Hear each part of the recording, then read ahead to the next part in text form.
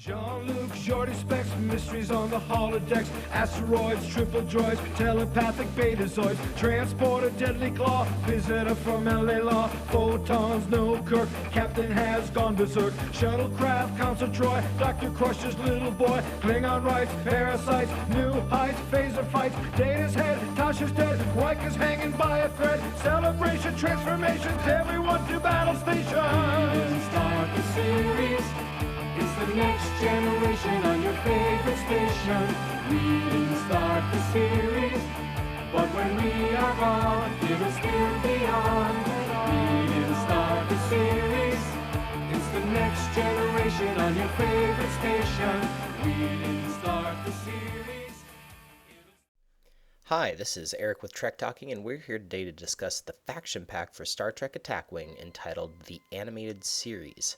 Now, this faction pack is a little different from previous WizKids offerings in that it contains cards and ships for Federation, Klingon, and Romulan factions. I like to think of it as a pack o' ships rather than a true faction pack that focuses on a single faction. Star Trek The Animated Series, TAS, is a series created by Gene Roddenberry. It originally aired from September 8, 1973 to October 12, 1974 on NBC, spanning 22 episodes over 2 seasons. The animated series was critically acclaimed and was the first Star Trek series to win an Emmy Award when its second season won the 1975 Emmy for Outstanding Entertainment for a Children's Series. The animated series featured most of the original cast voicing their characters. The major exception was the character of Pavel Chekhov, Walter Koenig. He was replaced by Lieutenant Ericks, whose Edosian species had 3 arms and 3 legs. Lieutenant Wrasse, a female Caitian, sometimes stood in for Aurora at the communications console. Besides performing their characters, Montgomery Scott and Christine Chappell, James Doohan and Majel Barrett also performed the voices of Ericks and Wrasse, respectively. More Tribbles, More Troubles was written by David Gerrold as a sequel to his episode The Trouble with Tribbles from Star Trek The Original Series. Yesteryear is a time travel episode in which Mr. Spock uses the Guardian of Forever, a time gateway from the original series episode City on the Edge of Forever, to travel back to his own childhood.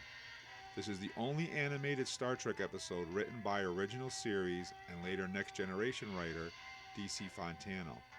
This was the first actual appearance of Spock's pet Sealot, first mentioned in Journey to Babel, and finally named Ichaya in this episode.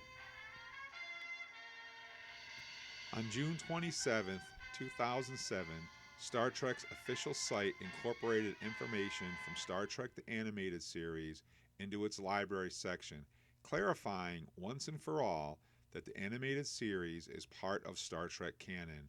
Both David Gerrold and D.C. Fontana have stated that the animated series is essentially the 4th season that fans wanted originally. The USS Enterprise is a Federation Constitution-class ship with a forward-facing 180-degree primary firing arc and no secondary arc.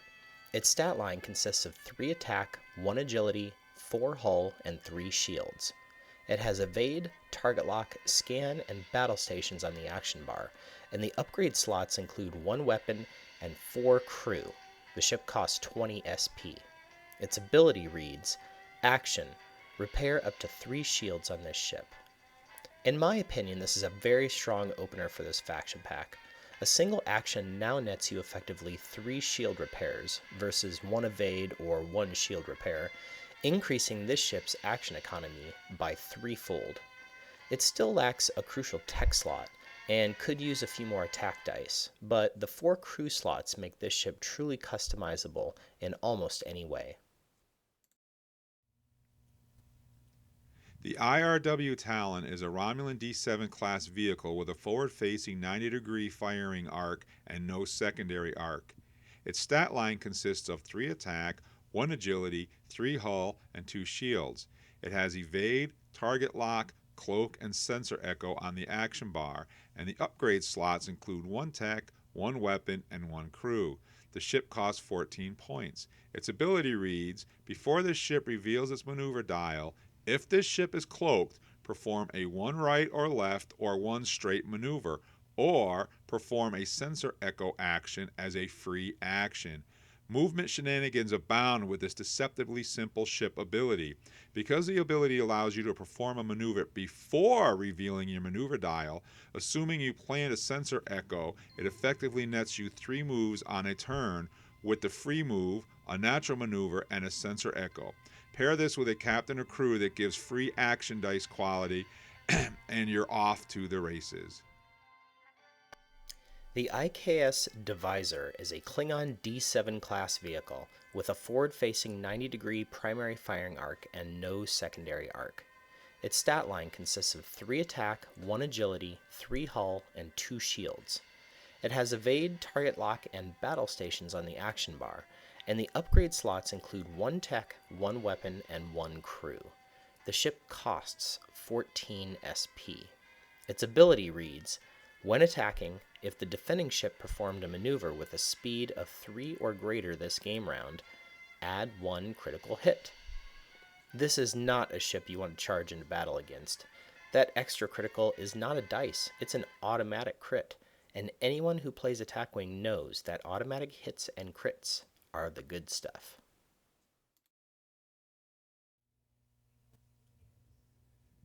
The IKS Klothos is a Klingon D7 class vehicle with a forward-facing 90-degree primary firing arc and no secondary arc.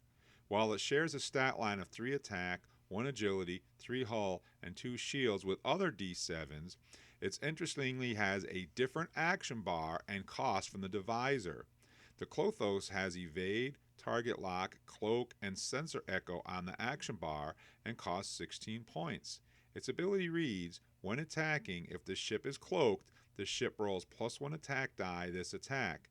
It also has a second ability that reads, when attacking, if this ship is not within the primary firing arc of the defending ship, convert 1 battle station into 1 critical hit and all other battle stations into hits. The ship's abilities are absolutely nuts, and in my opinion makes this by far the strongest ship in this pack. Consider this. If you can avoid your opponent's primary firing arc, attacking from cloak with the ship nets you both an extra die and the effect of the Drex and Nagarin without taking an action. And because both abilities are when attacking and are not restricted to primary weapon, you can pair this ability with torpedo fuselage and a high skill captain for a truly devastating first attack. The generic Constitution-class ship in this pack has a reduced cost of 16 SP from the previous 20 SP, which follows the trend of WizKids reducing overall ship costs in the game. And the 2 crew and 1 weapon slots match up with previous iterations of the generic Constitution. Now, while this is a solid little ship, there are few times I would take a generic Prime Timeline Connie over a Kelvin Connie or a named Prime Timeline Connie. It simply lacks the durability to last for very long in a firefight, particularly against the Klingons. The generic Romulan D7 class ship in this set packed a whopping 5-point discount, reduced from 16 to only 11 points, as does the generic Klingon D7. However, while the Klingon D7 keeps the evade, target lock, battle station, action bar of the Divisor, the Romulan bar naturally retains cloak and sensor echo at the expense of the natural battle station action. I really like the 11-point cost on these ships. For better or for worse, they only completely outclass the similarity costed Klingon Rapture class ship. Robert April is a unique Federation admiral and captain who is interestingly shown as his younger self on the captain side of the card and as his older self on the admiral side of the card. He costs 5 SP, provides 1 elite talent slot, and provides +2 boost to captain skill on his admiral side. In addition, April's captain side states, if this card is equipped to a Constitution class ship, add 1 to this captain's captain skill. This ability effectively gives April a skill of 9 when assigned as captain of the Enterprise. His text ability reads, Action or fleet action. Target a crew upgrade equipped to this ship. Move all time tokens from this target crew upgrade to this card. If that crew upgrade has an action, you may perform that action as a free action. I think this is a pretty interesting ability, as it allows you to use April as a time token sink to allow your time token activated crew to activate more frequently. I see this ability pairing particularly well with the various Kelvin Universe faction pack crew who have time token abilities, or if you're playing cross-faction with the many Jem'Hadar crew who have powerful time token abilities. Although his 5 SP cost is a little high for an Admiral, many possibilities for creating time token destroying shenanigans abound. I'm just not sure April has the oomph to unseat Maxwell Forrest as my favorite Admiral in the game. James T. Kirk is our second captain in this pack, and he is a unique Federation captain with 8 skill who costs 5 points and has 1 elite talent slot.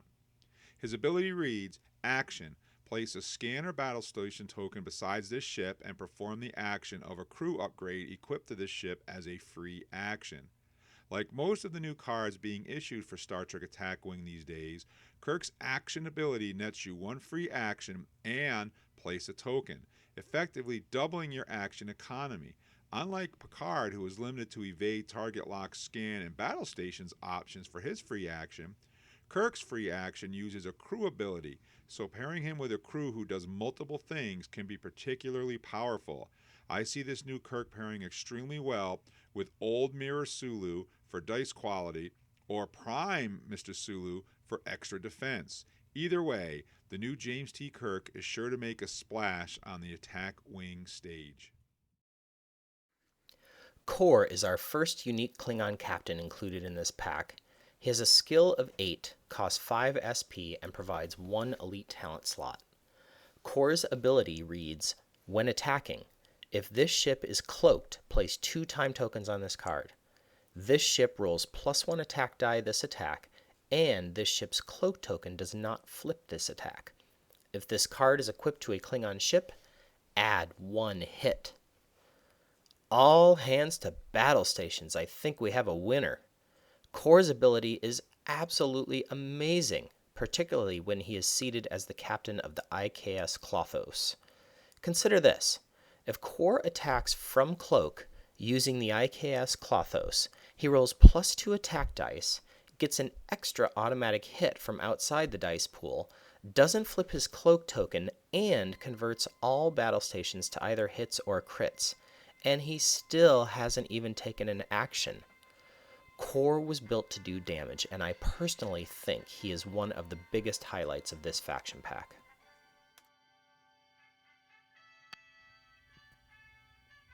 Koloff is our second unique Klingon captain included in this pack. He has a skill of 7 and costs 4 points and provides 1 elite talent slot. Koloff's ability reads, When attacking, place 2 time tokens on this card. The defending player must disable a captain or crew upgrade equipped to the defending ship. If they can't, place an auxiliary power token beside the defending ship. Recognizing that Koloff is considered one of the greatest Klingon warriors to have served the Empire, it is not surprising that crew would be disabled by a sheer prowess in battle. The disable ability for a crew or captain is much stronger than place a time token ability, and will have the effect of rendering your enemy ship unable to take useful actions as it struggles to re-enable its systems. For the glory of the Empire, Koloff is my favorite captain of choice.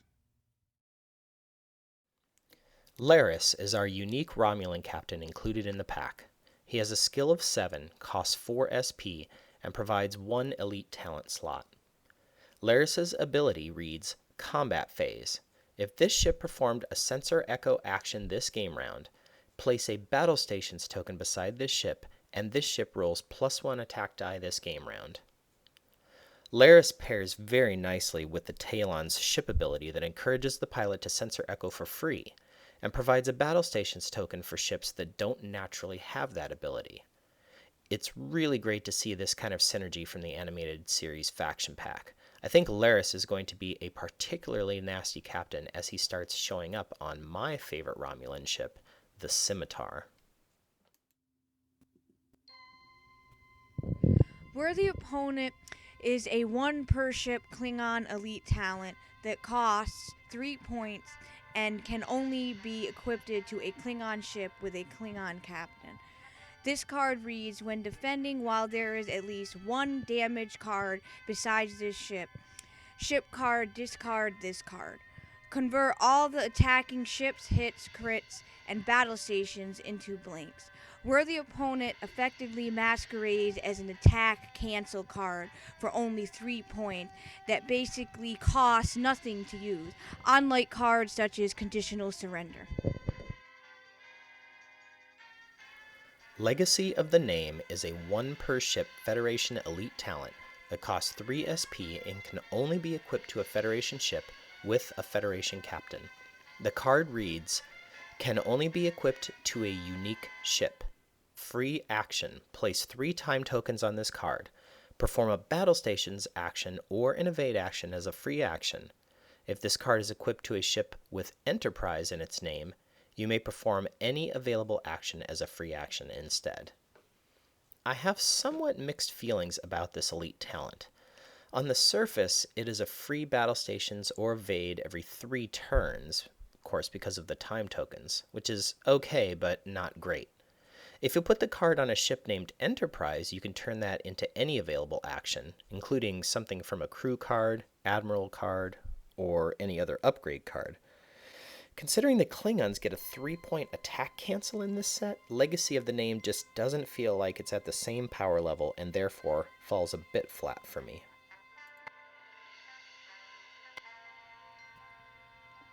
Full Power Phaser Barrage is a unique Federation weapon upgrade with a variable attack value and a range of 2 to 3 that costs 5 points and can be fired only from the primary firing arc. The card reads, the attack value of this weapon is the ship's printed primary weapon value. Attack.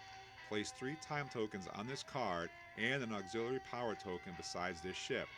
If this weapon is equipped to a Constitution class ship, the ship rolls +2 attack dice. During the deal damage step, if there is at least 2 uncancelled hits and or crits, roll 3 additional attack dice and add all hits and or crits to the total. The first thing I noticed about this upgrade is a variable attack value but a fixed cost.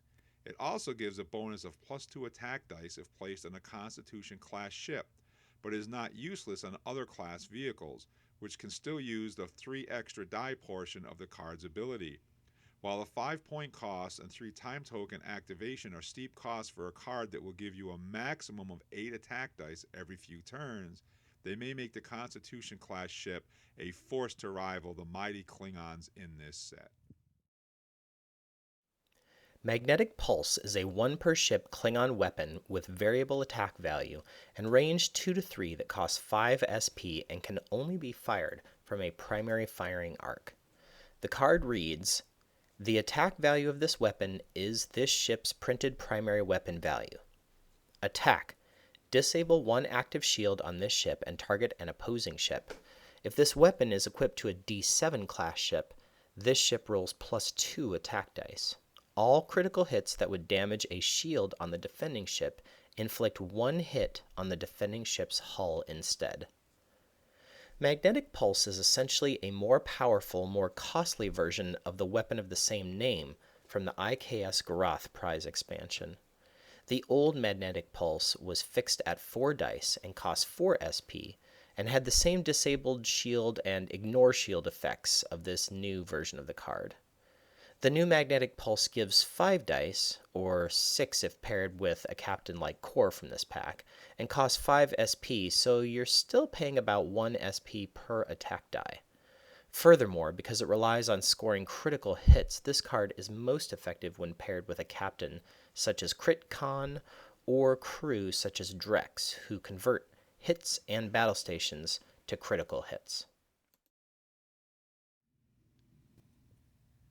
Disruptor Blast is a non-unique Klingon-Romulan dual-faction weapon with 3 attack dice at a range of 1 to 2 that cost 3 points and can be fired only from the primary firing arc.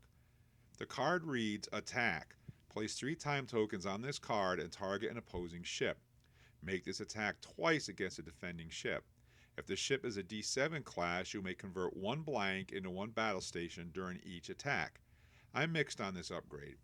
With the cards in this pack, it is fairly easy to combo the 3 die attack up to 5 dice, and 2 5 dice attacks for only 3 points is a fair price in today's attack wing market. However, if the disruption from your opponent renders your attack useless, this card turns into a 2 3 dice attack that is likely to be ineffective against most opponents. This weapon probably requires the most piloting skill in the set to successfully pull it off. Mr. Spock is a unique Federation crew who costs 4 SP. His text reads, Combat Phase. Discard this card and spend a scan token beside this ship. This ship's attack cannot be cancelled this game round, and this ship cannot be prevented from attacking this game round. Wow. This new Mr. Spock is the only card currently in the game that can preemptively ensure your opponent cannot cancel your attack. And while I don't anticipate this card will make a big splash in typical kitchen table attack wing games, I expect the card's ability to render attack cancellations useless at a time of your choosing will make a huge impact in future attack wing tournaments around the world. His cost is a little steep, but I like Mr. Spock quite a bit for his uniqueness and for his power level. Christine Chapel is a unique Federation crew who costs 3 points. Her text ability reads, Planning Phase. Disable this card or place 3 time tokens on this card and target a crew upgrade equipped to this ship. Remove 1 disable token or all time tokens from the target upgrade. Chapel's ability is a new one for Star Trek Attack Wing, making her the only crew upgrade who is able to effectively move either disable tokens or time tokens from one crew member to another. I find her to be the most effective when used with time tokens, as her ability to remove disable tokens from one place to another doesn't net you any action economy in the long run. Chapel will likely become a staple of crew-heavy Enterprise builds with the release of this faction pack. Montgomery Scott is a unique Federation crew who costs 3 SP. His text reads, Action. Disable this card. Repair up to 1 shield and 1 hull on this ship. Mr. Scott's attack wing cards have always been focused around either repair or auxiliary power tokens, and this card is no exception. However, this is the first card of his that allows repair of both a hull and a shield with 1 action, continuing WizKid's trend of increasing the power level and action economy available in the game. For that reason, this is the one Scotty I would consider running, particularly on my Constitution class ship.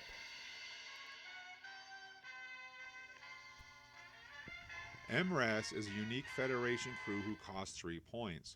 Her text reads, When a battle station token is placed beside this ship, remove a disable token from a crew upgrade equipped to this ship. Wow, talk about natural synergy. James T. Kirk from this pack lets you get a free battle station token in addition to an action from a crew member, many of which require disable tokens. Wrasse removes a disable token when a battle station token is placed beside the ship. For this reason, and the fact that she's so cool, Wrasse is my favorite Federation crew member in this pack. Ericks is a unique Federation crew that costs 2 SP. His text ability reads, When this ship reveals its maneuver dial, disable this card. Rotate this ship's maneuver dial to a white or green maneuver of the same speed as the maneuver revealed and perform that maneuver instead. Although you can't change the speed of the maneuver you originally set, Ericks allows you the ability to change directions on the fly based on a live reading of the table setup.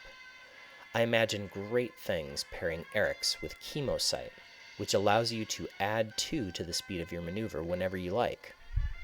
Although the Romulans and Klingons have all the fun with sensor echoes, Ericks gives the Federation some much-needed access to additional movement shenanigans, and I really like him for it.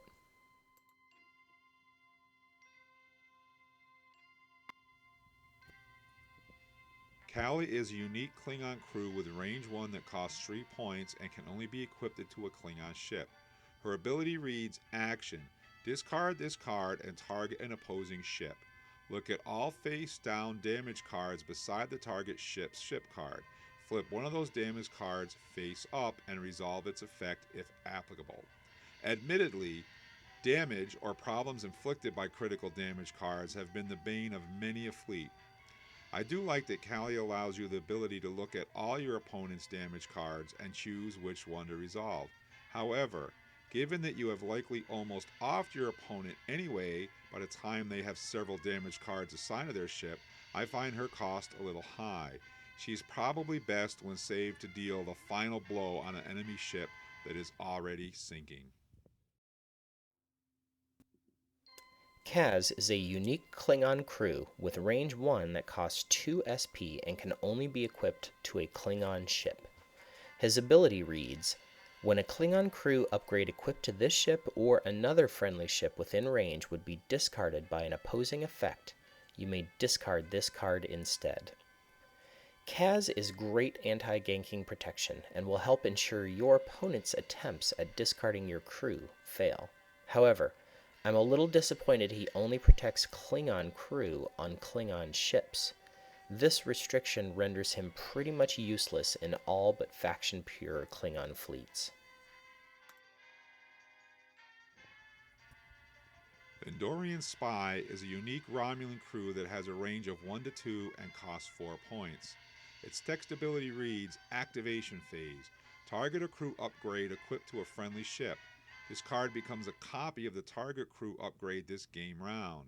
Although crew copying abilities have been previously available in this game via the Odo card from Quark's Treasure, the Andorian Spy does not require an action and costs 1 point less. Unfortunately, it cannot copy your opponent's crew, but I've not found this to be an issue. After all, it's much easier to plan to copy your own crew than your opponent's, which are not revealed to you until the start of the game. Harcourt Fenton Mudd is a unique independent crew upgrade with range 1 that costs 3 SP. His ability reads, you do not pay a faction penalty for this card. Planning phase. Disable this card and target an opposing ship. Place a love crystal token on 2 crew upgrades equipped to the opposing ship. The next question you're probably asking yourself is, what the heck is a love crystal token? Luckily, a handy reference card is included with the animated series faction pack to explain them. I won't bore you with reading the entire card, but suffice to say that when your opponent activates a crew member of theirs that has a love crystal token on it, any disabled time token or discard costs associated with activating that crew card are also copied to another crew card of your choice on your opponent's ship. So, for example, if they want to disable and use their Sulu that has a love crystal on it, no problem, but you also get to disable their Riker. Mudd was always full of shenanigans in TOS and TAS, and this card plays with that side of his personality in a very delightful way. All of our shows can be found at Blog Talk Radio /Trek Talking. You can also find us on Facebook at Trek Talking and Beyond. Make sure you like and subscribe so you never miss a show. You can also hear us on Odyssey Radio, iTunes, Stitcher, and several other podcast services. Remember, if you want to go live and be part of Trek Talking and Beyond, we broadcast every Thursday night from 7:30 to 9:30 p.m. Stunt Trek with Uncle Jim and Leslie Hoffman every Sunday night from 7 to 8 p.m. and Comic Corner, the Star Trek edition, the second Monday of every month from 7:30 to 8:30 p.m. All times are Eastern Standard Time. Just call 646-668-2433 during showtime. It's that simple.